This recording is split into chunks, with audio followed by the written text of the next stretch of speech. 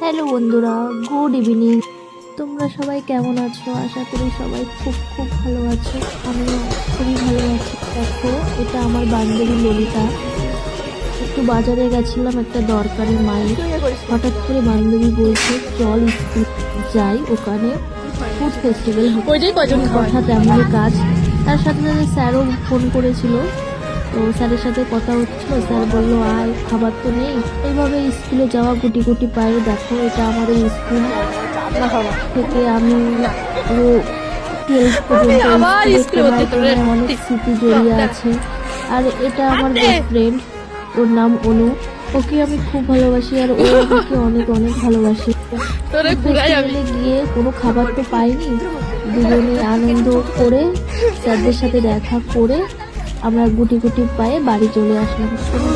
ভিডিওটা কেমন লেগেছে জানিও। Bye, tata.